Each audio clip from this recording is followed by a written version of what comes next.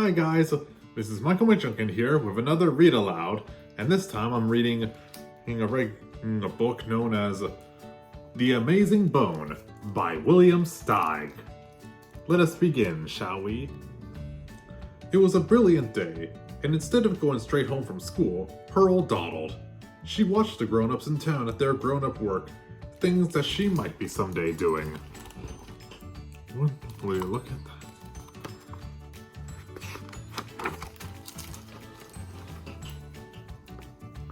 She saw the street cleaners sweeping the streets, and she looked in at the bakery on Parsnip Lane and saw the bakers taking hot loaves of pumpernickel out of the oven and powdering crullers with sugar dust. And on Couple Road, she stopped at Maltby's barn and stood gawking as the old golfers pitched their ringing horseshoes and spat tobacco juice.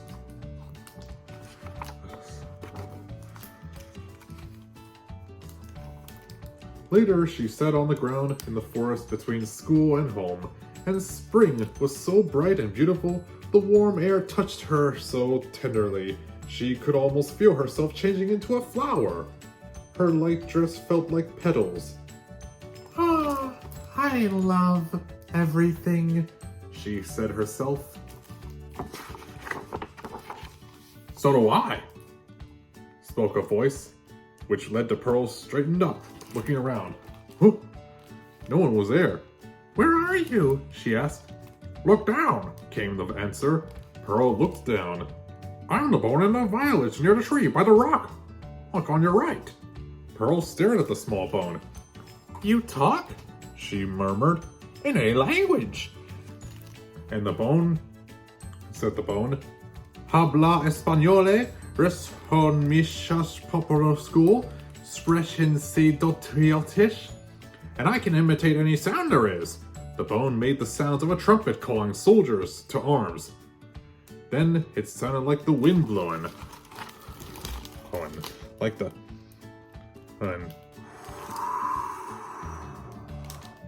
And then like the pattering rain.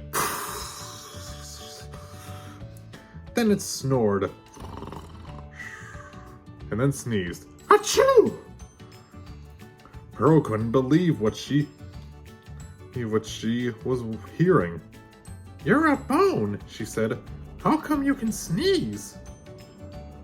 "I don't know," the bone replied. "I didn't make the world." "May I take you home with me, wonderful bone?" Pearl asked. "Well, you certainly may," said the bone. "I've been alone a long time. A year ago, come August, I fell out of a witch's basket. I could have yelled after her as she walked on, but I didn't want to be her bone any longer. She ate snails cooked in garlic at every meal and was always complaining about her enthusiasm, of her rheumatism, and asking nosy questions. I'd be happier with someone younger and lively like you." Pearl picked the bone up and gently put it in her purse. She left the purse open so that they could continue their talk and started home, forgetting her school works on the grass. She was eager to show this bone to her parents. And she could guess what would happen. And when she did, she would tell about the talking bone. Her mother would say, "You're only imagining it." Her father would agree, and then the bone would flabbergast them both by talking. The spring green sparkle to the spring light. Some tree toads were throwing. And of course, it's the kind of wonderful day," said Pearl, "when wonderful things happen, like my finding you." "Like my finding you," the bone answered, and it began to whistle a walking tune that made the going very pleasant.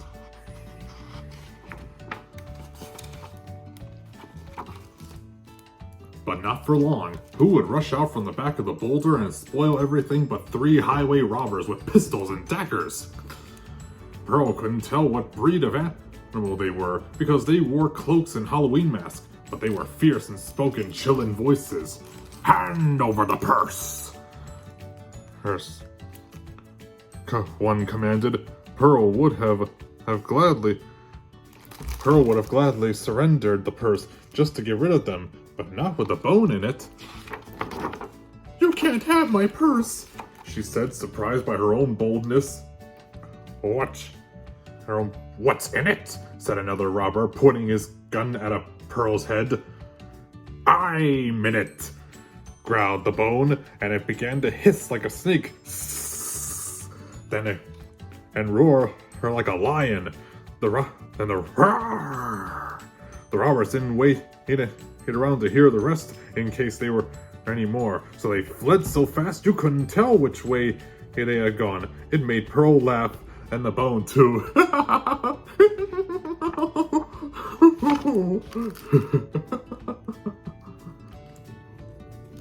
They continued on their work, joking about what had just happened, and then chattering about how this and that, but it wasn't long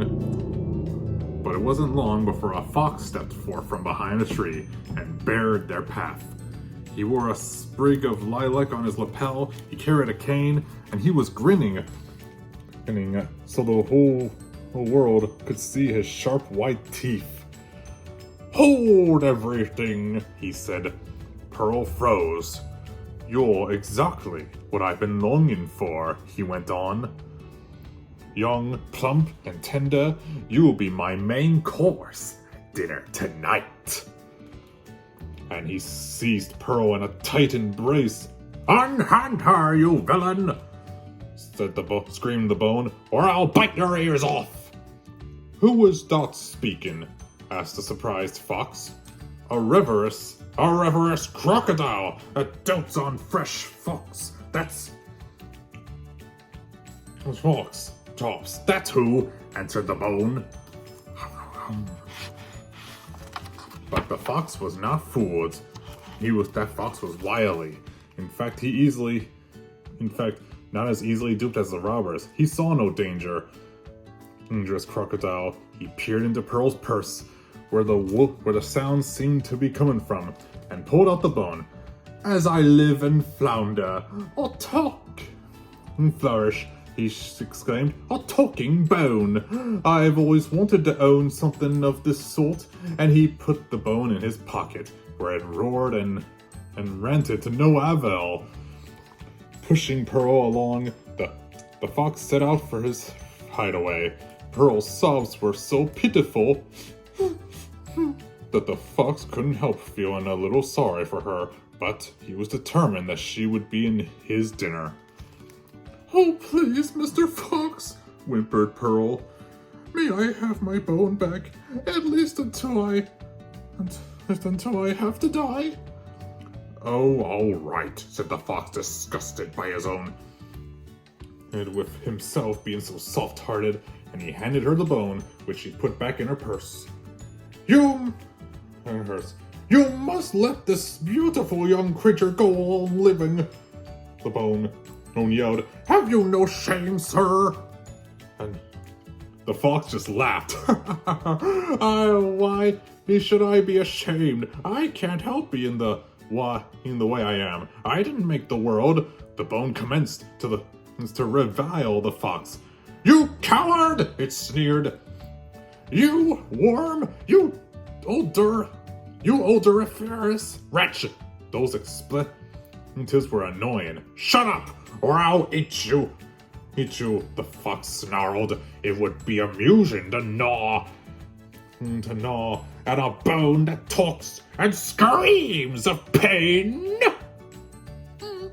The bone kept quiet the rest of the way, and so did Pearl.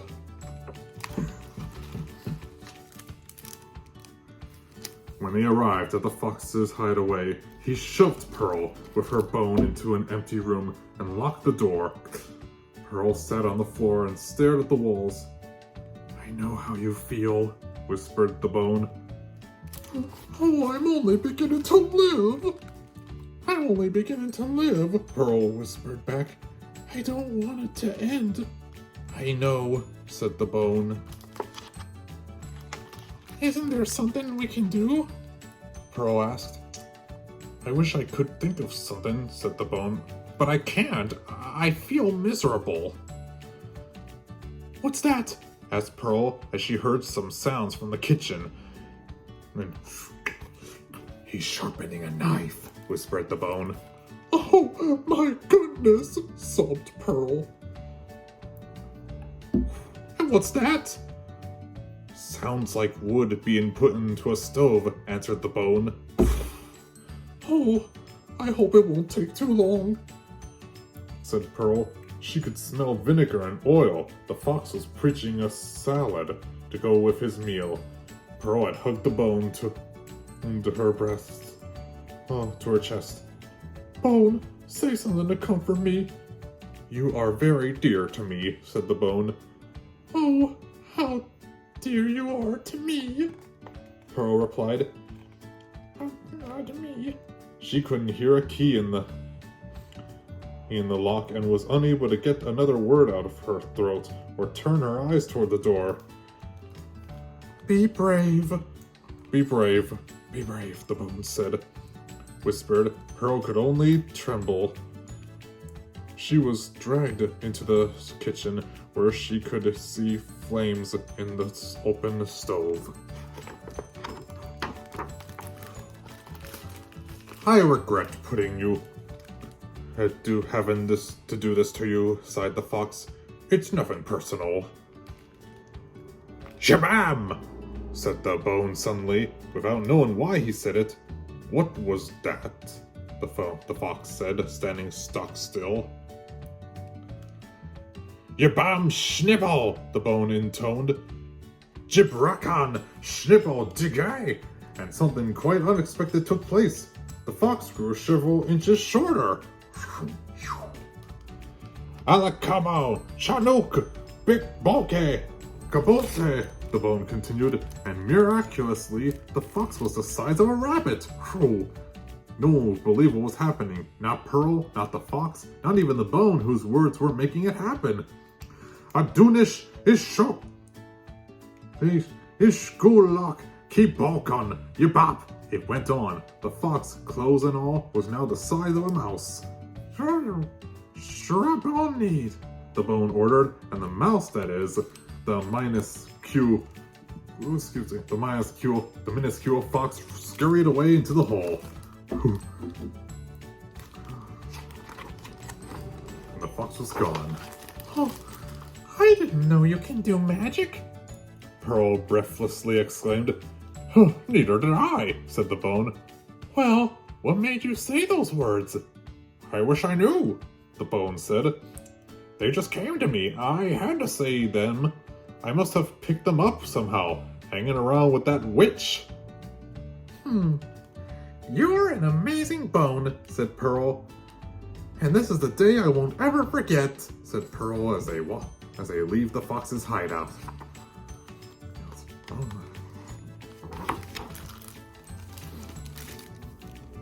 It was a dark day when they reached Pearl's house. The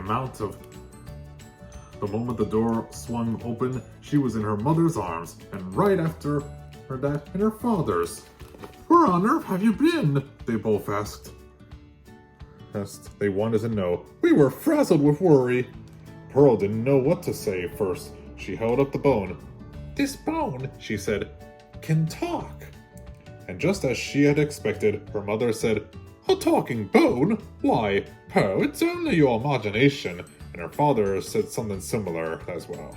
And also, as Pearl had expected, the bone astonished them by remarking, You have an exceptional daughter. And before the parents had a chance to get over their shock, Pearl began telling the story of her day's adventure, and the bone helped it out. It was all too much for Pearl's parents, but it wasn't until they got used to it.